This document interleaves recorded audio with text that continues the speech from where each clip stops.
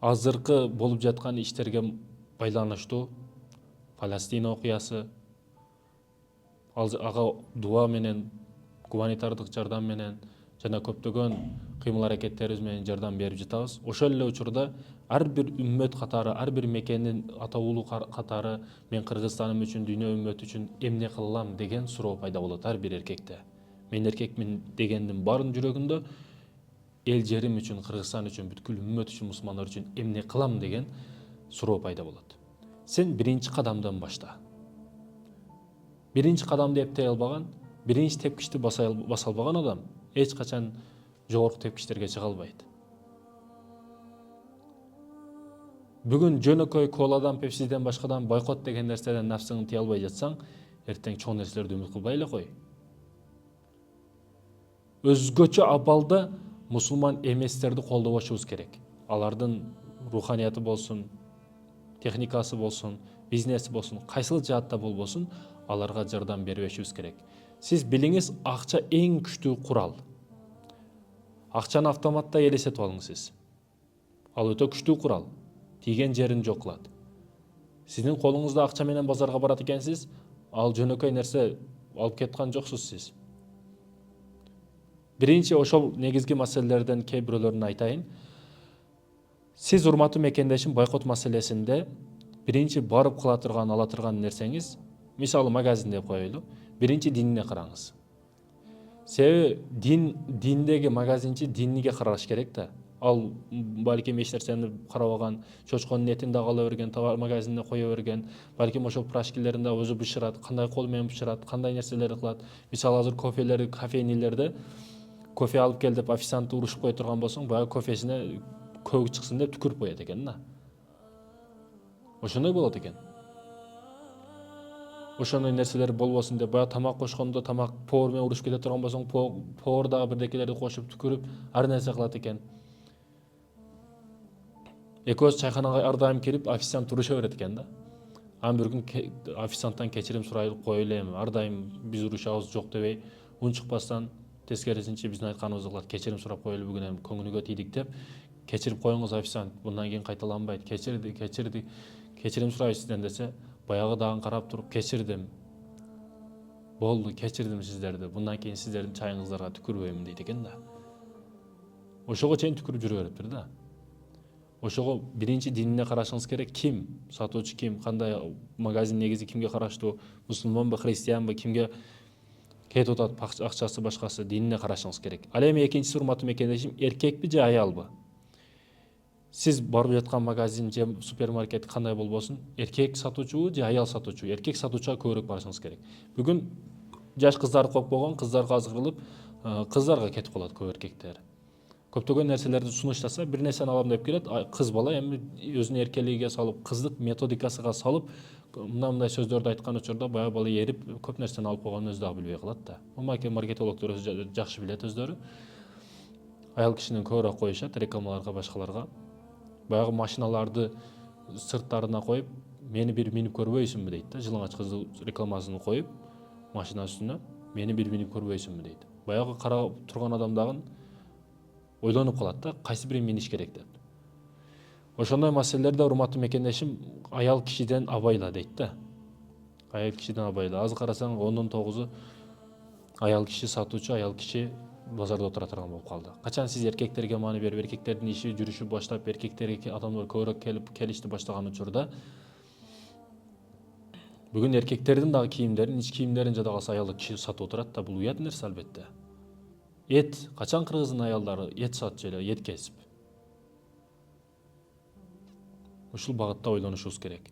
Эркек кишинин иши жүрүшкөнү сайын аял чыныгы аярлуу экендигин, үйдө орду экендигин, ал жөнөкөй маселе эмес, адам тарбия кылыш керек экендигин түшүнүп, үйгө келип олтуруп, үйдөгү эркекти базарга чыгарат да.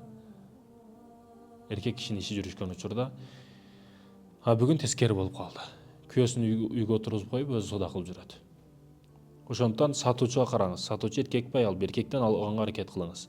Ал эми үчүнчүдөн, урматтуу мекендешим, сиз багыттап, билип кирип эң туура аныктай турган нерсеңиз адалбы же арамбы? Кандай товар болбосун, адалбы же арамбы? качестводан дагы, сиз билген акчасынан дагы бардыгыдан мурда адалбы же арамбы ошону карашыңыз керек да. Ошол негизги маселелерден урматтуу мекендешим. Мындай байкасаңыз базарда толуп жатат адал нерсе. 1000 адал болсо, 1001-си арам да, арак мисалы үчүн арам. Калган көп нерселер адал. Бирок ошончо адал нерсе турса, адалдан аралап барып арамды аракты ичип таап ичкендер жок эмес да. Адал нерсе өтө көп.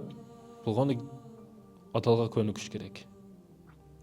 Ал эми урматтуу мекендешим, 4-дөн маани бере турган Кыргызстандын товарын, Кыргызстандын өндүрүшүн алышыңыз керек. Кыргызстандын товарын алса, кыргыз бизнесмендер өнүгөт, кыргыз соодагерлер өнүгөт, өсөт, кыргызга жардам берет, кыргыздын жок дегенде бир баласы чоңойот да, тарбия алат. Кыргыз жардам берет, кыргыз садик салат, кыргыз мектеп салат, Кыргызстандын өнүгүшүнө салым кошосуз да.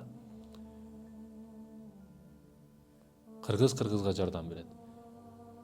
Мисалы үчүн кыргыз өнүксө, кийин барып Россияга немелерди салат, филиалдарын салат, Туркияга салат, Америкага салат, ошентип чоңоюп ишин Кыргызстандын өнүгүшүнө сарптайт да акчасын. Кыргыз колдош керек. Мисалы үчүн карасаңыз, Globus, мисалы үчүн Достор маркеттер, Бишкектеги Достор маркети неге өнүгүп кетип атат баттык менен? Себеби ал Globus'a караштуу. Globus народный, Достор үчөө бир компания, астык орустарга тиешелүү. А мына Бишкек парк, Вефа, Бетта Сторис булар түрктөргө караштуу. Мисал үчүн да. А мына Фрунзе Азия болду өзгөрдү, азыр Бабановго өттү. Мурда Фрунзе башка бирөөнүк болчу.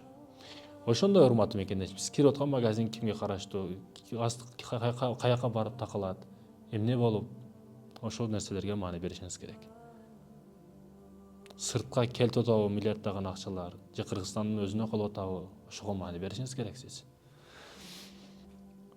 Ошол өнүгүп атабыз эмес, көптөгөн кафе, ресторан бардыгы сырттан келип салган адамдар.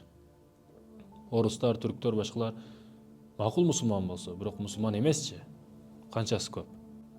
Кыргызстандын өндүрүшүн колдошубуз керек экен, 4-чү урматтуу мекендешим. 5-си, эгерде Кыргызстандын товары жок болсо, Кудайыма шүгүр, Кыргызстандыкы жетерлүү азыр, кийим-кечеде болсун, тамак-ашта болсун бардыгында. Бирок таппай калган тагдырыңызда, анда кошуна өзүбүздүн кыргыз, мусулман кошуна өлкөлөрүбүз бар. Ошолордун өндүрүшүн колдошубуз керек экен. Түркия болобу, Казакстан болобу, өзүбүздүн өндүрүшүбүздү, чоң державалардын астында турган, кысымда турган өлкөлөр бар, мисалы үчүн мусулман өлкөлөр, ошолордун товарларын алышыбыз керек, аларга жардам беришибиз керек. Элестетсеңиз, урматтуу мекендешим, 1 миллиард 750 миллион мусулман болуп калдык да дүйнөдө. Барып 2 миллиардка жетебиз. 2 миллиард деген не деген адам да? Эгерде биз бойкотту күчтүү коюп, мынча адам ошолордун товарынан тыюу салынса, ар бир соодагер келип алдыбызга башкача салам берет.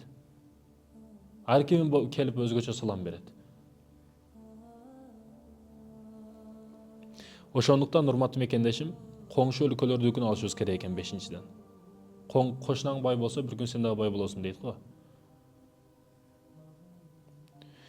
Ал эми, урматтуу мекендешим, 6-дан арак, насыбай саткан, сигарет саткан, ушундай арам нерселерди саткан дүкөндөргө кирбей коюу жолу менен алардын жабылышына себепчи болобуз. Ал жерге шерик болуп кирип жөн эле отуруп, жок, ал нерселердин кереги жок. Аларга салым кошкон болобуз да биз. Аларга кирбей коюу менен алардын жабылышына себеп болобуз.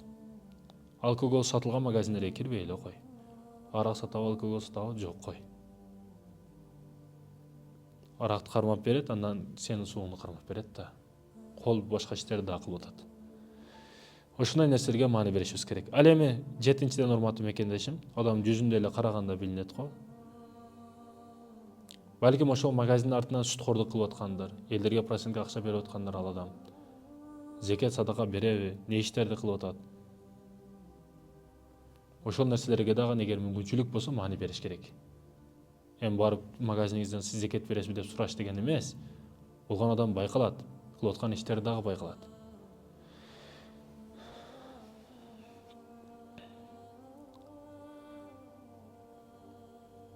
Ошондой экен, урматтуу мекендештерим, биз бойкотту күчтүү коюшубуз керек. Ар бир мекенчил, мекенди сүйөм деген адамда суроо пайда болот. Мен мекенге кантип кызмат кылам, үммөткө, мусулмандарга кантип кызмат кылам деген. Бүгүн жеке нафсыңды тийиштен башла. Ошо Coca-Cola, ошол Fanta, сен билген Sprite болсун. Бүт еврейлердики, ушуларды изилде. Кайсы товарлар кимге кетет, кайсыл кафе, сен келип аткан кафенин түшүмү кайга кетет.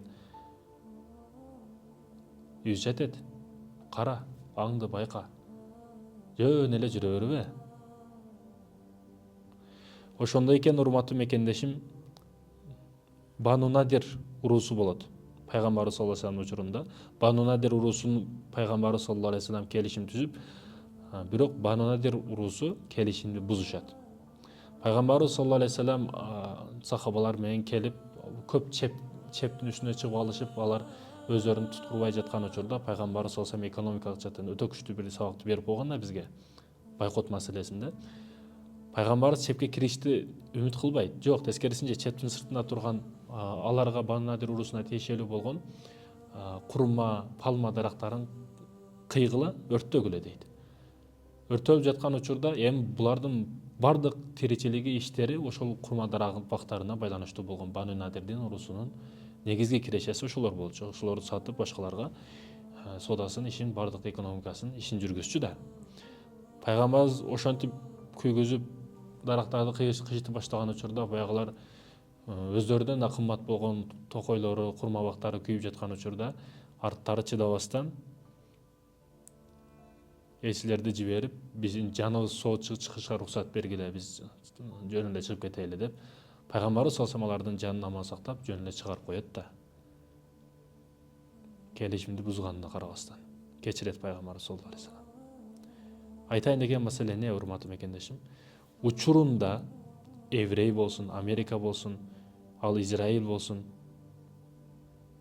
ал капыр болсун, ким болбосун, мусулман эместер мусулмандарга карата өздөрүнүн огородунда, өздөрүнүн коросунда ар нерселерди иштеп чыгарып, ар техникасын болсун, мөмө дарактарын болсун, эмнесин болбосун, Бану Надирдин мисалында экономикасын, бизнесин, саясатын бардык жерин көтөрүп жатканда мусулмандарга сатып товарларын.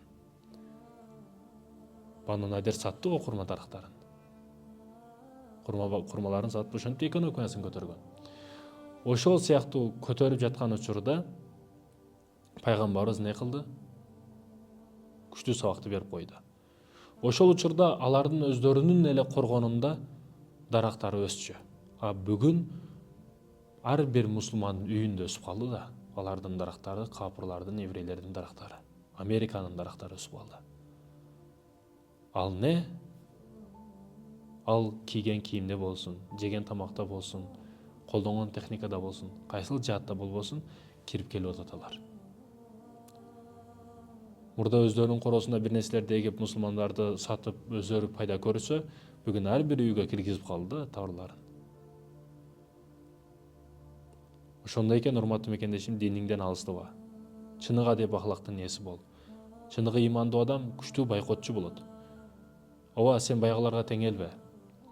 Азыр мен мисалы ушул нерселерди айтсам, кээ бирөөлөр айтат, эми бир нерсе жебей коюш керекпи? Эми магазинге барып зекет бересиз, бербейсиз деп сатуучудан сураш керекпи? Мусулмансың, мусулман эмессиңби деп сураш керекпи? Жок, адам издесе бардык нерсени кылат. Издесе бардык нерсени табат. Нафсыңа жаккан нерселерге, бардык нерсеге жол издейсиң го. Бир кылмыш кылып койсоң, күнөө кылып койсоң, кандай эле мындай эле деп жол издейсиң. Ошол сыяктуу жол издесең, буга дагы жол табасың. Кылам деген адам жол табат, кылбайм деген шылтоо табат. Жашаштын кереги жок да, эми бардык нерсени эле тыюу сала бересиңер, башка сөздөрдү айтат да. Бул чыныгы патриот мусулмандарга арналган. Оңоломун деген мусулмандарга арналган сөздөрдөн. Керегин аласың. Ошондой экен, урматтуу мекендештер, маани берели, чыныгы патриот мусулмандардан болойлу, өзүбүздүкүн колдойлу. Кыргызстаныбыз үчүн, бүткүл үммөт үчүн, мусулмандар үчүн өзүбүздүкүн колдойлу.